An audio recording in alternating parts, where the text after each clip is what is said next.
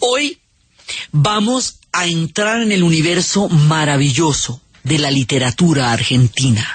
Vamos a hacer 2 especiales de Cortázar. Hoy viene la primera parte, pero no nos vamos a quedar ahí. Vamos a hablar de Sábato, de Borges y otros de los grandes.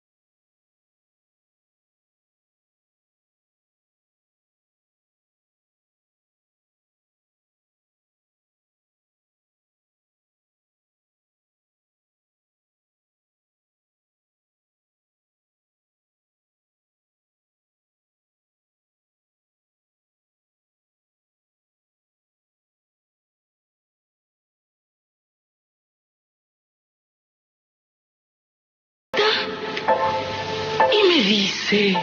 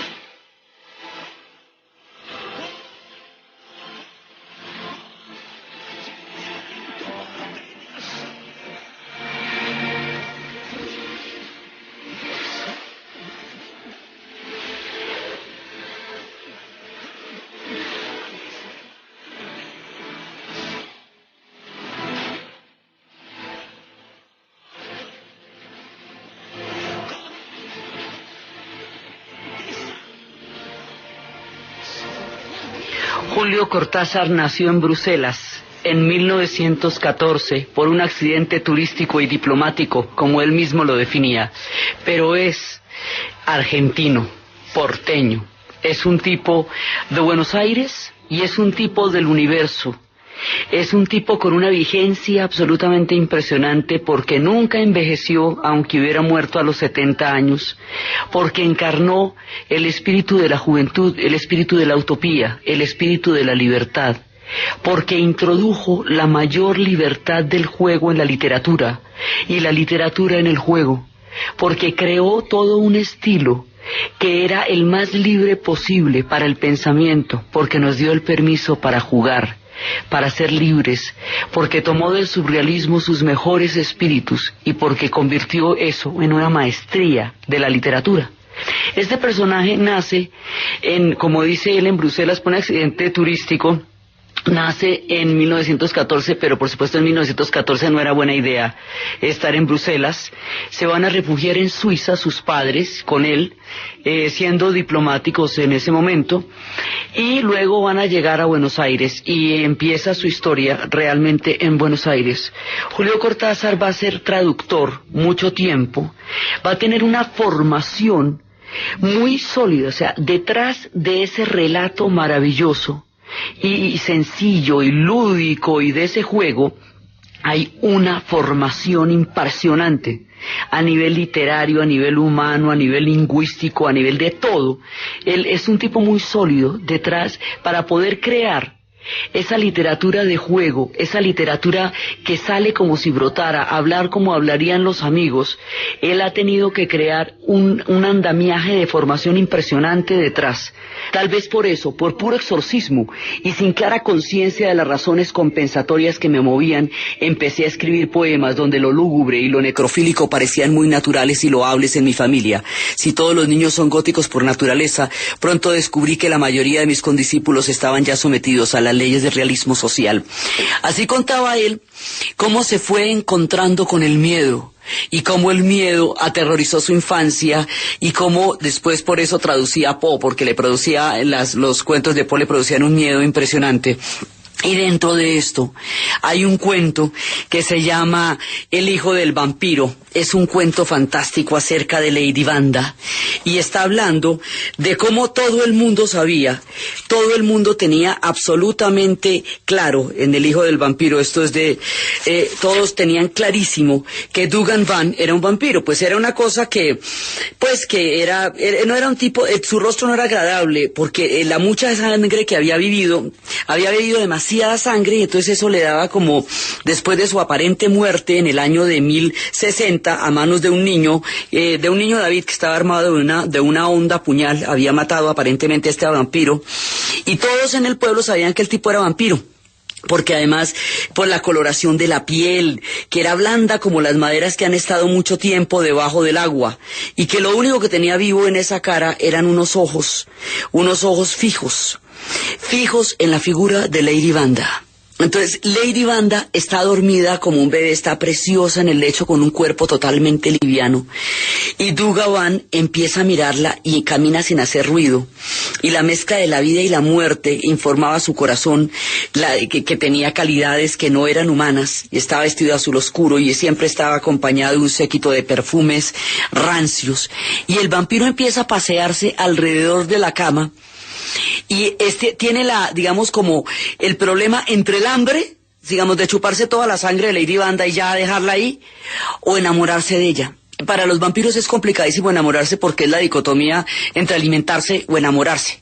Entonces el tipo se pone a mirarla, pero la ve divina, y se enamora de ella. Y la ama toda la noche. Pero Mauricio se pega a la que enamora. Lady Vanda está como en una nube, como en una ensoñación, ella está como flotando. Lady Vanda siente una cosa como del otro mundo, literalmente hablando, pero ella está como entre las brumas y él se queda con ella toda la noche alrededor de ella, y porque dice que los vampiros se enamoren es cosa que en las leyendas permanece oculta. Si él lo hubiera pensado, no lo hace. Si él hubiera pensado, su condición tradicional le habría detenido, quizás al borde del amor, limitándolo a una sangre higiénica y vital. Mas Lady Vanda no era para él una mesa víctima destinada a una serie de coloraciones. La belleza irrumpía de su figura ausente, batallando en medio del espacio que separaba a ambos, el cuerpo con el hambre. Entonces, cuando termina de amarla, le echa una probadita, pues digamos, como para que no se diga que el tipo no es un vampiro, ¿sí? Y le queda ese sabor delicioso de esa Lady Vanda y se va este hombre enamorado, fascinado. Y claro, al otro día, cuando se dan cuenta que Lady Vanda está de alguna manera enferma, la encierran en cerrojos y el tipo no puede volver a entrar y no puede volver a pasar. Y Lady Vanda queda enamorada de él y él queda enamorado de Lady Vanda y empieza a soñar, y Lady Vanda queda embarazada del vampiro que la amó toda la noche. Y Lady Vanda se va poniendo pálida, pero cada vez más contenta. Entonces ella se toca el vientre y le dice de ese niño, y ella dice que es igualito a su papá, y suspira, y cada vez está más pálida. Y empieza el rumor de que lo que está teniendo es un bebé vampiro, que se está comiendo la sangre de ella. Ella lo sabe, pero a ella no le importa. Ella está contentísima y dice, es igualito a su papá. Entonces llegan todos los médicos, llegan las enfermeras, llega la señorita Wilson, que es una enfermera inglesa de lo más tiesa, pero nadie entiende muy bien qué es lo que está pasando con Lady Vanda. O sea, nadie puede explicarlo, aunque todo el mundo sabe bien qué es lo que está pasando con ella. Siempre en el mundo de Cortázar, lo inexplicable resulta totalmente natural. Y lo natural resulta completamente inexplicable y fantástico. Ese trocar lo fantástico por lo natural y lo natural por lo fantástico es parte del ingenio del juego que Cortázar va haciendo. Entonces todo el mundo ve que Lady Vanda pues se está poniendo cada vez más lívida, que va cogiendo un color azuloso, y Miss Wilson está como asustada y va creciendo, va pasando el embarazo y ella cada vez más pálida, y de pronto Dugan Van está enloquecido por ella, y sueña, la siente, la quiere ver, la extraña. fantasea con la idea de que pudiera estar de alguna manera cerca de él, de que pudiera tener un hijo que la acercara a él. Digamos, él tiene como toda esa fantasía y anda loco de amor y de hambre y se despierta con esos hambrerones con que se despiertan los vampiros cuando salen de los lechos de piedra, que se ponen pues que no los llena nadie, pero es un hambre, digamos, tiene el hambre física, pero está todo el tiempo pensando en la dulzura de Lady Wanda. Para un vampiro que tiene un trabajo y una forma de vida tan rapaz, de todas maneras un amor es una cosa devoradora, porque le desvía las energías de lo que tiene que hacer, que es alimentarse. Entonces el tipo no puede entrar, llega al punto de comer vacas y hasta cerdos, que eso es perfectamente degradante para un vampiro, y está totalmente fascinado. Y ya cuando va llegando la hora del alumbramiento, porque ella se desvanece y cada vez que le preguntan, ella se toca el vientre y dice, es que es como su padre, es igualito a su padre, y suspira, y no hay un contraste entre esa figura lívida de Lady Wanda, que cada vez se va como se va volviendo etérea, aérea, dice Lady Wanda se va volviendo aérea, pausada, pero cada vez está más contenta. Él también, él se va desmejorando, se pone amarillo. Bueno, él empieza, digamos, como a sentir la necesidad de ella todo el tiempo, y ella cada día está más blanca, más aérea. Los médicos le dan tónicos y ella repetía, es como su padre. Entonces, efectivamente llegan a la conclusión de que ella está esperando un pequeño vampirito que la está desangrando por dentro, y los médicos empiezan a hablar de evitar el nacimiento del vampirito, pero a ella no se le ocurre, pero es que mejor dicho, no hay ninguna posibilidad, porque es igualito a su padre. Es totalmente igual a su padre, es igualito a su padre. Entonces, en ese momento, cuando empieza ya esa sensación, finalmente llega el día del parto. Y el día del parto, Lady Wanda, llegan todos los médicos sabiendo que va a pasar algo completamente indefinible. Y cuando va a pasar algo indefinible, es que Lady Wanda empieza a cambiar de color. Empieza a ponerse blanca, y empieza a cambiarle el cabello, los ojos, y empieza a cambiar de sexo, empieza a cambiar, a tomar los tonos de los vampiros. Entonces resulta que Lady Wanda se va convirtiendo, el bebé se va convirtiendo en Lady Wanda. Digamos, absorbe su cuerpo, absorbe su sangre en la vida que ella le ha dado, y en ese momento, Dugan Van, que ha estado desesperado, simplemente se para en la ventana, esperando a que se produzca la transformación, a que aparezca ese vampiro que él ha sembrado en Lady Wanda, y se van los dos por la ventana, se miran el uno al otro, él con el bebé ya convertido en vampiro, como si se hubieran conocido de toda la vida. Sí, desde siempre. Y salen por la ventana. El lecho queda ligeramente arrugado. Los médicos balbucean cosas, contemplando la mesa de instrumentos, la balanza de pesas que tenían para el bebé, todo.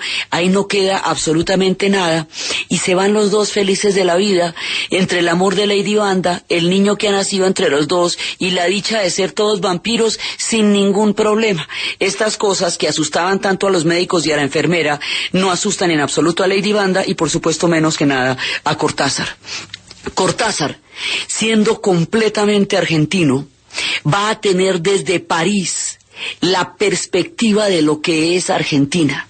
Él va a llegar, nace en Bruselas, llega a Argentina y pasa suficiente tiempo allá y luego se va para París. En general, él va a vivir en Europa, y es desde París desde donde él va a ser absolutamente argentino.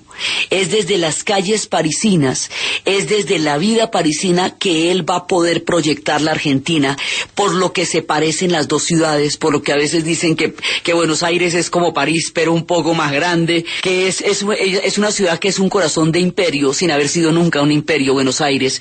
Esa similitud, ese aire cosmopolita en el cual él se desenvuelve, le da la universalidad y le da la argentinidad a la vez, porque los argentinos son mezcla de migrantes, y la relación que tienen con Europa son lazos profundos de nostalgia del delta, que se refleja en uno y en otro lado del océano.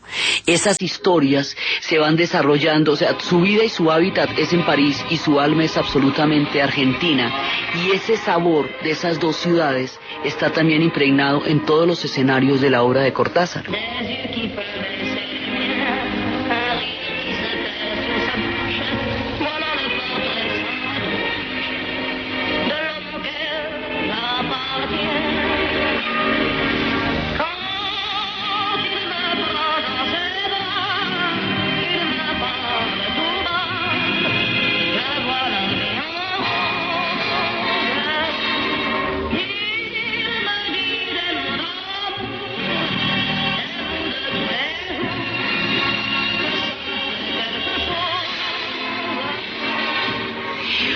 Cortázar nos va a dar esa sensación de universalidad por esa conexión París-Buenos Aires, por esa maga que se va encontrando en la rayuela en París y por ese espíritu profundamente argentino.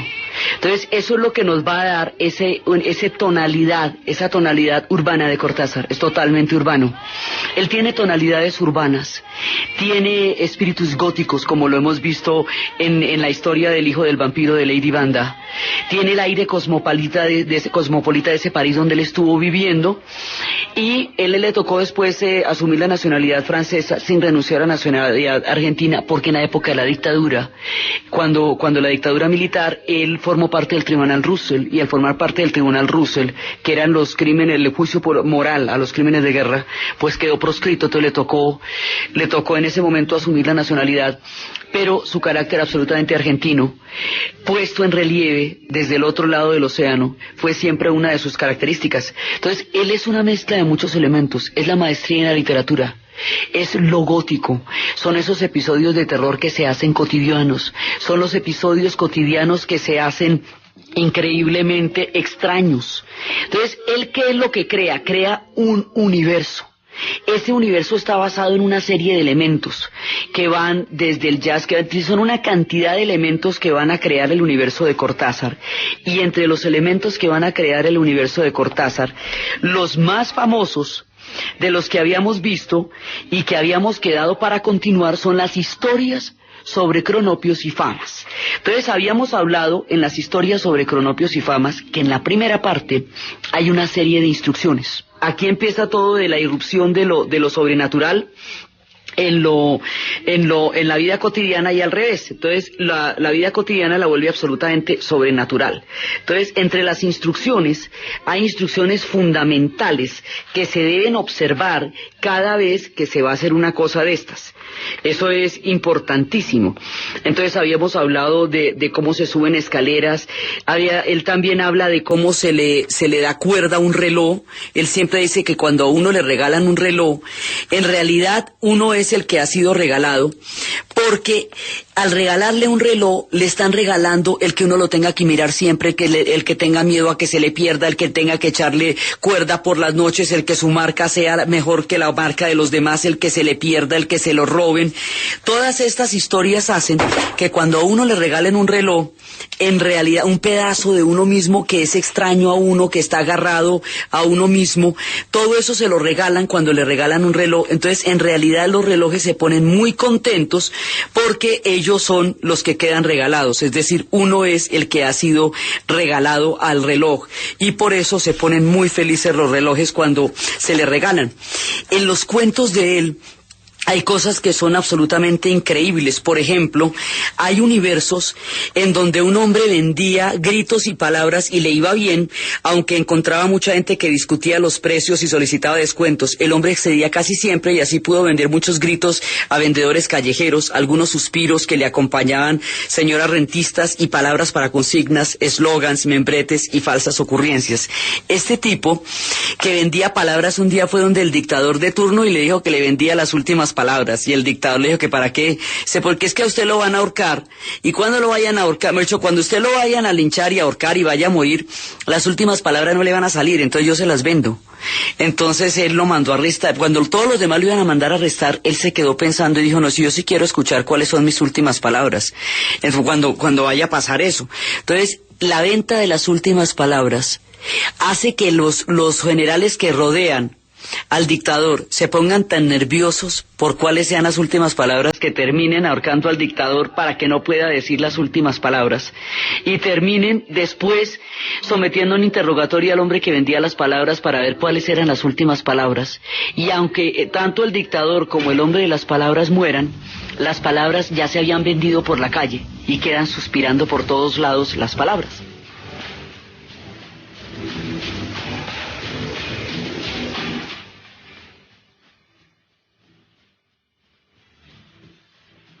Vamos a una pausa comercial.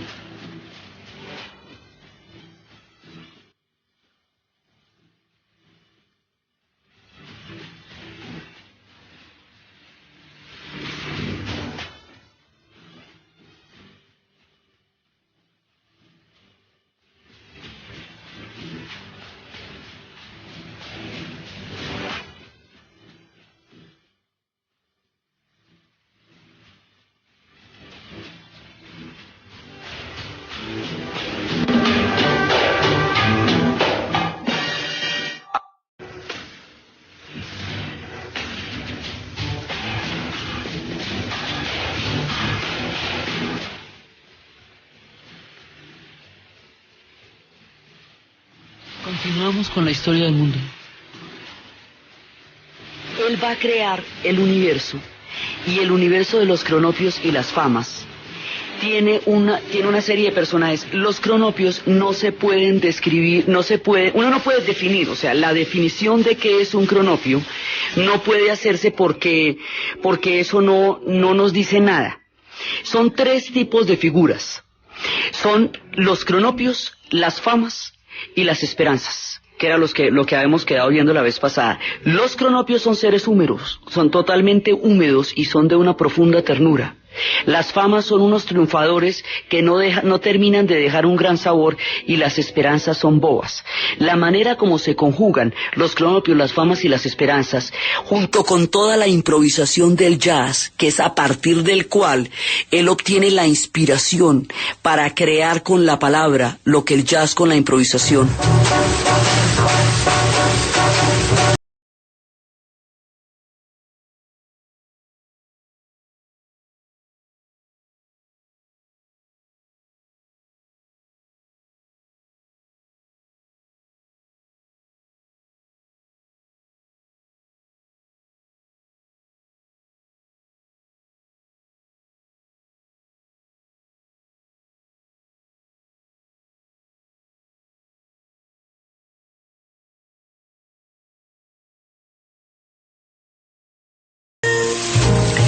El universo de Cortázar se va formando, se va poblando de jazz, de Miles Davis, de Charlie Parker, de Duke Ellington, porque él consideraba que el jazz era la improvisación del jazz, una de las formas más maravillosas de la lúdica, toda la recuperación del sentido del juego en la música y en la literatura, porque cuando estuvo hablando del Perseguidor encontró que Charlie Parker buscaba más allá, mucho más allá, un universo y un mundo que él vislumbraba y vivía a través de una miseria cotidiana, pero vislumbrando un mundo más allá de los horizontes, como le pasaría mucho tiempo también a Jim Morrison en sus búsquedas hacia los otros lados del universo.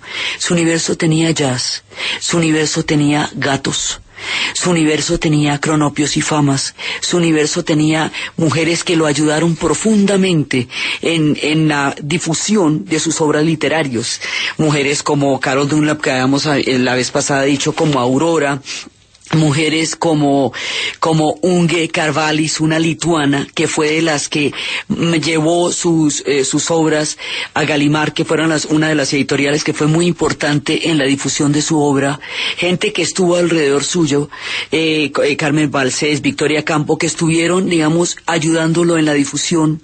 Su universo tiene amigos, su universo tiene Revolución Cubana, su universo tiene París, su universo tiene Argentina, y se va haciendo cada vez más rico, y dentro de todo su universo, él siempre ha sido un cronopio.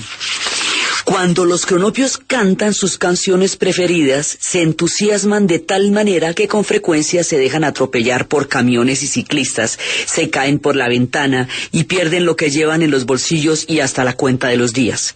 Cuando un cronopio canta, las esperanzas y los famas acuden a escucharlo, aunque no comprenden mucho su arrebato y en general se muestran algo escandalizados. En medio del coro, el cronopio levanta sus bracitos, los cronopios son chiquiticos, como si sostuviera el sol, como si el cielo fuera una bandeja y el sol la cabeza de Bautista, de modo que la canción del cronopio es Salomé desnuda danzando por las famas y las esperanzas que están ahí boquiabiertas, preguntándose si el Señor cura, si las conveniencias, como si porque en el fondo son buenas, los famas son buenos y las esperanzas bobas. Acaban aplaudiendo al cronopio, que se recobra sobresaltado, mira en su torno y él también aplaude, pobrecito. Entonces, los cronopios son estos personajes así llenos de una ternura, los suyos son actos fallidos, los famas también en el fondo son buenos, pero ellos son todos triunfadores y Cortázar es un cronopio, las esperanzas son más bien aguafiestas. Entonces, cuando los famas salen de viaje, sus costumbres al pernoctar en una ciudad son las siguientes: un fama va al hotel y averigua cautelosamente los precios, la calidad de las sábanas, el color de las alfombras. El segundo se transforma traslada a las comisarías y labra un acta declarando los muebles e inmuebles de los tres, así como el inventario contenido en las valijas. El tercer fama va al hospital y copia las listas de los médicos de guardia y sus especialidades.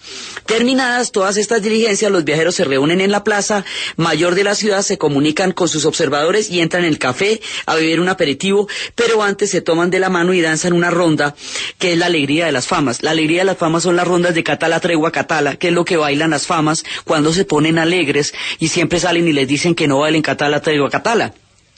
Cuando los cronopios van de viaje, encuentran los hoteles llenos, los trenes ya se han marchado, llueve a gritos, los taxis no quieren llevarlos o les cobran precios altísimos. Los cronopios no se desaniman porque creen firmemente que estas cosas les ocurren a todos y a la hora de dormir se dicen los unos a los otros la hermosa ciudad, la hermosísima ciudad, y sueñan toda la noche que la ciudad hay fiestas y que ellos están invitados y que al otro día se levantan contentísimos, y así es como viajan los cronopios. Las esperanzas sedentarias se dejan viajar por las cosas y los hombres y son como las estatuas que hay que ir a verlas porque ellas no se molestan. Eso nos define un poco el carácter de cada una de ellas. Los cronopios, a veces les pasa cuando tienen hijos, los cronopios sienten una vergüenza terrible. Pues ellos saben, los hijos sienten una profunda vergüenza de sus padres cronopios, sobre todo cuando los cronopios los miran y le dicen buenas alenas, cronopios, pero los padres son terriblemente comprensivos con la vergüenza que los hijos sienten sobre ellos, porque ellos también sentían una vergüenza aún más grave sobre los padres de ellos. Entonces, un cronopio pequeñito buscaba la llave de la puerta de la calle en la mesa de la luz, la mesa de la luz en el dormitorio en la casa en la calle. Aquí se detenía el cronopio, pues para salir a la calle precisaba la llave de la puerta. Son historias circulares y están mostrando, porque los cronopios de todas maneras, en su ternura, en su ilusión de la vida, tienen una profunda e íntima grandeza. Pero mire lo que le puede pasar a las famas. Un fama descubrió que la virtud era un microbio redondo y lleno de patas. Instantáneamente dio a beber una gran cucharada de virtud a su suegra.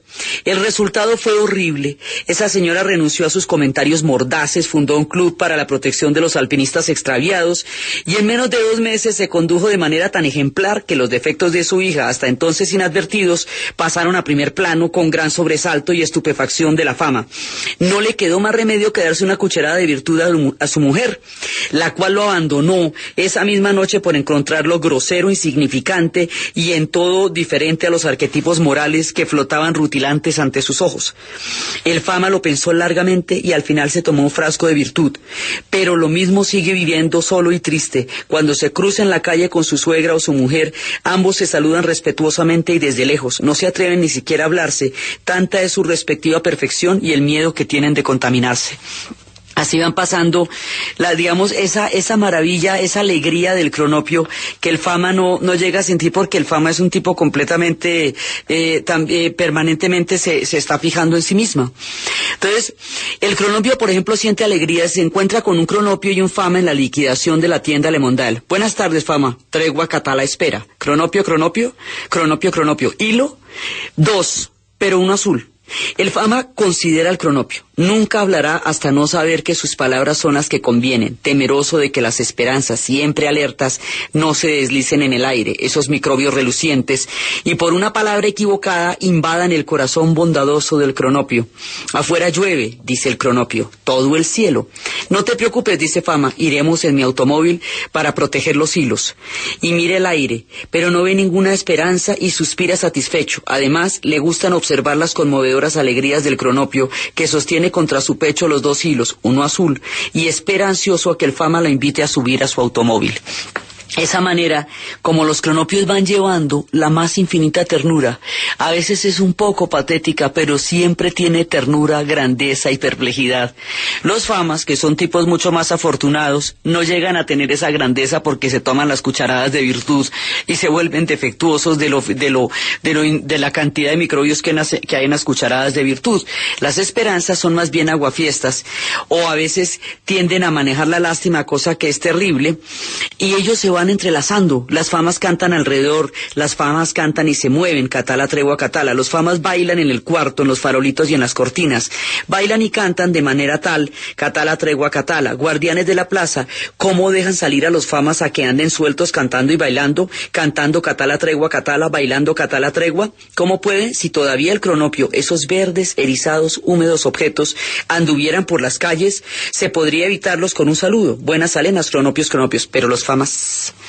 Y así va creando un universo que se va explicando entre lo más hermoso y lo más inexplicable, entre todas las tristezas, a la tristeza del cronopio que a la salida del Luna Park advierte que su reloj se atrasa, que su reloj.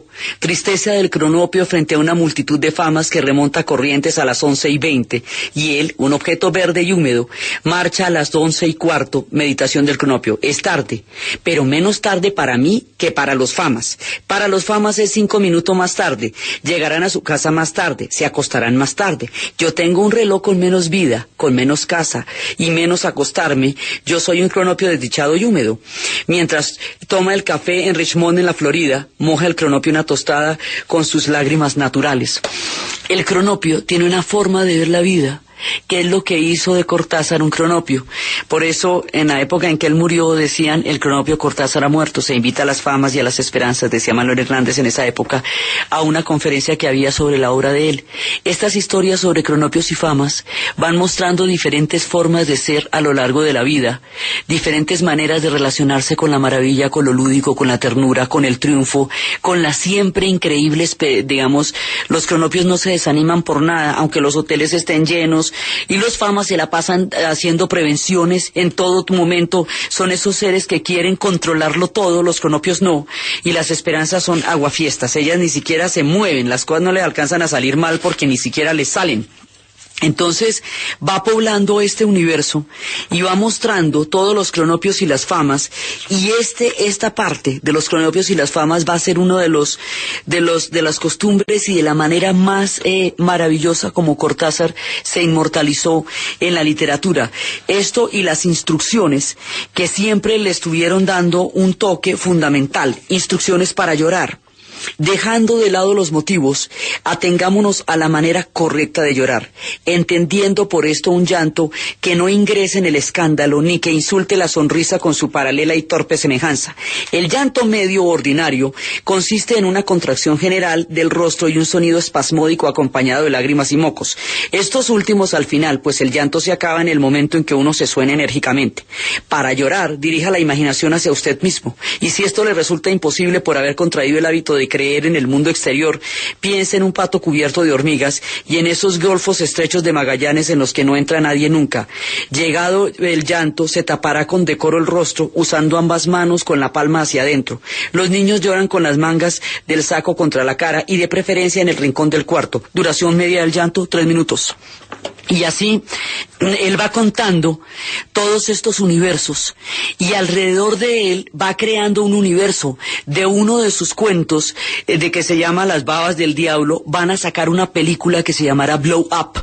Y esa película de Blow Up va a ser emblemática de Michelangelo Antonioni y de todo lo que va a ser la exploración del cine italiano durante una época de una riqueza, porque es el momento en que el cine se va volviendo enloquecedor en Italia, donde salen Fellini, Pasolini, Antonioni. Blow Up, que es una historia de una fotografía que toman en un parque y que el fotógrafo va a hacer en su estudio toda una disertación sobre la situación que él creó y que él vio en el momento en que toma la fotografía. Entonces, porque en todas partes hay una cosa que decía Vargas Llosa de él: en todos los libros de Cortázar juega el autor, juega el narrador, juegan los personajes y juega el lector, obligado a ello por las endiabladas trampas que lo acechan a la vuelta de la página menos pensada. Entonces, él trastoca todos los límites de la realidad y lo pone a usted sin saber si usted está improvisando una nota de jazz, sin saber si usted es un cronopio o una esperanza o una fama, si usted es parte de una foto que ha sido tomada en el parque, si usted mismo es la foto, si el que está revelando la fotografía está creando él mismo el hecho con la revelada, o si la foto fue la que le trajo el hecho a él. Esa sensación de partir toda la realidad en lo lúdico y encontrar en ese juego la mayor profundidad de la vida es una de las maestrías más impresionantes que Julio Cortázar va a hacer a la literatura. Entonces era un tipo absolutamente mágico, y el que se acercara a él se contagiaba de esa magia, y por eso es que siempre va a tener amigos y siempre va a tener mujeres que lo ayuden a sacar adelante la magia que llevaba por dentro. Y siempre va a crear, y siempre va a estar fuerte y joven para toda una generación que lo va alcanzando. Por eso es que los sueños van alcanzando a Cortázar. Entonces él va creando todos estos seres, tiene cosas tan fantásticas, es capaz de crear lugares como el destino de las explicaciones. En algún lugar debe haber un basural donde están amontonadas las explicaciones. Una sola cosa inquieta en este justo panorama, y es que a alguien se le pueda ocurrir algún día que pueda conseguir explicar también el basural. Son las circularidades del relato. Cronopio, que necesita la llave de la puerta, la busca toda y después no puede salir porque encontró la luz pero no encontró la llave. El basural de las explicaciones, que algún día encuentre quien explique ese basural. Todas estas circularidades en las culturas occidentales, donde el juego está erradicado de lo que se considera serio. Traer este juego, traer esta lúdica, desarrollar toda esta fantasía en la literatura, es traer cantidades de espacios de libertad, como lo habíamos visto la vez pasada, y ese es su compromiso mayor con la vida, el haber traído y instalado el juego. Las historias sobre cronopios y famas se volvieron la forma como él desarrolla esos juegos en un sentido muchísimo más amplio. Él acudía a todo, a los palíndromes, acudía a cualquier cantidad de figuras que le ayudaran a jugar, porque de esa manera lograba describir los más impresionantes horizontes. Va describiendo los lugares del miedo. Su irreverencia lo lleva, por ejemplo, a las instrucciones para los velorios. El comportamiento en los velorios es uno de los actos de irreverencia más fantásticos, porque él siente un profundo desprecio por la manera como se dan los ritos de la muerte, es decir, por la hipocresía que se puede dar en los ritos mortuorios. Entonces, cuando lo invitan a un entierro, hace toda una analogía de la familia, van a mirar a ver si hay un duelo real. Si hay un duelo real, los acompañan desde su casa y les mandan un pésame. Pero si ven algún tipo de farsa, empiezan a tomarse el velorio y primero se van haciendo al lado de los deudos y empiezan a llorar más duros que los deudos, y los deudos se confunden todos porque ellos son los que tienen que llorar más, entonces tienen que llorar el doble para poder superar el llanto de los que están haciéndole competencia a los deudos, y eso los agota. Entonces, cuando los agota, se van para la cocina. La otra parte de la familia ya tiene tomada la cocina, se ha apoderado de las ollas donde se está haciendo la comida, suplanta a los que están haciendo la comida, van haciendo una suplantación de todos los personajes que interpretan y protagonizan el velorio. Se van apoderando del cajón, se van apoderando de los discursos, se van apoderando de la funeraria, se roban el show y dejan de lado a todos aquellos que eran los deudos de un velorio que ellos sienten que tiene el profundo olor de la hipocresía de lo que la gente va a hacer a los velorios, que es cualquier cosa menos compartir el profundo dolor o lo que quiera que ahí pase. Esa irreverencia de suplantar a los deudos en los velorios, esa ternura de crear las ilusiones de un viaje maravilloso para los cronopios, cuando a los que todo les sale bien son las famas, pero no pueden verlo porque están demasiado ocupados en las seguridades. Esa cantidad de juegos, esa languidez de las esperanzas, ese terror de los vampiros, esos juegos de palabras, esas circularidades del relato, crean un mundo totalmente maravilloso donde vale la pena vivir. Y por ese mundo, por esa maravilla, por esa libertad, por esa lúdica, por esa grandeza, por ese espíritu de Buenos Aires y de París, y por la universalidad y el genio de este hombre, solo para imaginarnos qué tan maravilloso es que él haya vivido entre nosotros. Entonces, desde los espacios de los cronopios, las famas y las esperanzas, desde los vampiros, desde los cuentos de las historias de Liliana llorando, desde los cuentos donde están apareciendo los personajes que salen y vienen, desde los gatos, desde el jazz, desde Charlie Parker, desde todo ese universo maravilloso que ha creado Cortázar, para alegría de los cronopios y fascinación de los corazones. En la narración Diana Uribe, en la producción Jessy Rodríguez, y para ustedes, feliz fin de semana.